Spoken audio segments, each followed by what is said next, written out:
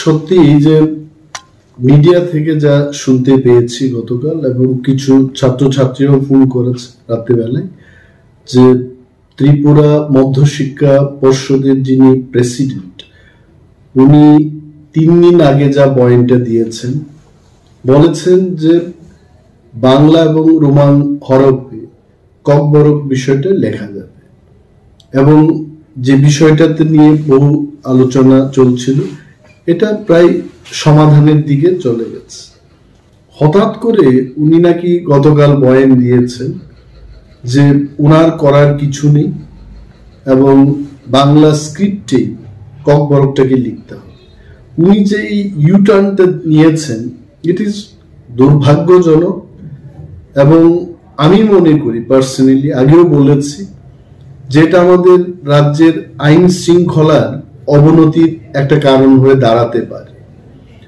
ককবরক বিষয়টা আজকে থেকে 17-18 বছর আগে যেভাবে চলছিল, বাংলা এবং রোমান হরফে এটা লেখা হতো, হঠাৎ করে এবার রোমান হরফে লেখা যাবে না, এই বিষয়টা কিন্তু এটা এখানেই থেমে থাকবে না। এবং আমি কেন বলছি বারবার যে আইন শৃঙ্খলার অবনতি হবে, student community will come up with agitation. আন্দোলন হলে কি হবে? স্ট্রাইক হবে, বন্ধ হবে, এক জায়গার মানুষ অন্য জায়গায় যেতে পারবে না, ব্যবসা বাণিজ্যের ক্ষেত্রে মানুষের দৈনন্দিন জীবনে এটা কিন্তু তার একটা এফেক্ট, ব্যাড এফেক্ট চলে আসবে। তো আমি as a leader of opposition এখনো বলছি যে এই বিষয়টাকে মাননীয় মুখ্যমন্ত্রী, যিনি ওই দপ্তরেরও মন্ত্রী, ওনাকে দেখা উচিত। No one should play wrong politics with this. কারণ দিনের শেষে আমি বলছি একটা কথা, যে কিছু একটা যদি হয় ত্রিপুরাজ্যে, the first man who will be blamed is CM doctor Manik Saha. কে কাকে কি সাজেশন দিয়েছে, কার সাজেশনে এটা হচ্ছে, বোর্ড প্রেসিডেন্ট 3 দিন আগে যেটা বলেছে যে ককবরকটাকে রোমান হরফেও লেখা যাবে, বাংলায় লেখা যাবে, এই লোকটা হুট করে 3 দিনের পর এই ধরনের বয়ান নিয়ে আসবেন। I am sure something is being played behind the curtain, কিছু একটা চলছে। কিন্তু আন্দোলনের পরিণতি এবং আইন শৃঙ্খলার অবনতির কারণ, এই দায়ভারটা কার কার ঘাড়ে চাপবে, এটা তার জন্য কিন্তু সরকার এবং মাননীয় মুখ্যমন্ত্রী দায়ী থাকবেন। আমার মনে হয় it is my suggestion to the government, my humble suggestion. আমি গভর্নমেন্টকে, আমি সেই ব্যক্তি নয় যে গভর্নমেন্টকে সঠিক বা সাংঘাতিক কিছু পরামর্শ দিতে পারবো, কিন্তু আমার মনে হচ্ছে যে মাননীয় মুখ্যমন্ত্রী এই বিষয়টাকে গুরুত্ব দিয়ে দেখে যেভাবে আগে চলতো ওইভাবেই করলে পরে কিন্তু ভালো হবে।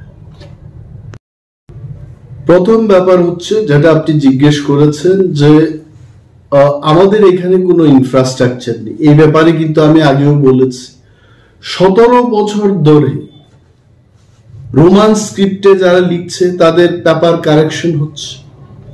তাহলে ওই টিচাররা কোথা থেকে আসলো তখন? এই 17 বছরের যে ধারাবাহিকতা, এটাই প্রমাণ করছে যে আমাদের কাছে ইনফ্রাস্ট্রাকচার রয়েছে। এবং ত্রিপুরায় এমন কোনো টিচার নেই, আমি দায়িত্ব নিয়ে বলছি, ত্রিপুরায় যারা পড়াশোনা করছে টিবিএসসি থেকে, ক্লাস 1 থেকে ABCD পড়ানো হয়ে থাকে, রোমান স্ক্রিপ্ট কেন জানবে না? 1 নম্বর। 2 নম্বর, এই যে CBSCর লেটারের অপেক্ষায় আছেন এবং সেই কারণেই TBSC সিদ্ধান্ত নিতে পারছে না, উনি এটাই তো বলেছেন। My question to the board president is TBSC running on the instruction of CBSC? TBSC is a state subject, এটা রাজ্য সরকার কর্তৃক নিয়ন্ত্রিত, এবং যদিও শিক্ষার ব্যাপারটা এটা not only state matter, not only central গভর্নমেন্টের ম্যাটার, এটা কনকারেন্ট লিস্ট, অর্থাৎ রাজ্য সরকার এবং কেন্দ্রীয় সরকার শিক্ষানীতি তৈরি করে থাকে।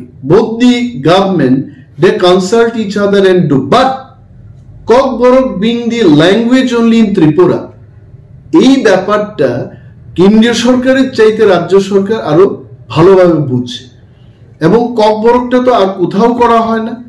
টিবিএসসির স্বতন্ত্রতা এবং তার সিদ্ধান্ত নেওয়ার ক্ষমতা রয়েছে বলেই 17 বছর 18 বছর ধরে এই ককবরক সাবজেক্টটা বাংলা এবং রোমান স্ক্রিপ্টে লিখে আসছে ছাত্রছাত্রীরা।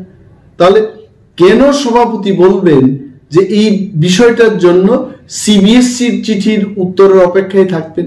It is absolutely baseless. আমি আবারও বলছি যে মাননীয় মুখ্যমন্ত্রী, যিনি দপ্তরের ভারপ্রাপ্ত মন্ত্রী, আজকে রাজ্যে যদি আন্দোলন হয় এটাকে নিয়ে, জনজীবন হেস্তনেস্ত হতে পারে আমি বলছি। আর যদি হয়, if anything goes wrong in this state, who will be responsible for this?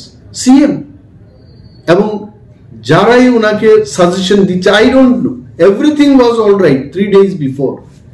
সম্পূর্ণ people started welcoming, appreciating the government, appreciating the honorable CM. হঠাৎ করে এই জায়গায় আবার ওনারা চলে যাবেন, এটা কিন্তু দেখার ব্যাপার আছে। My appeal, my humble suggestion to the government is, আগের যে প্রথা ছিল সেই প্রথাতে চালু থাকুক, এটাই আমার বক্তব্য থাকে।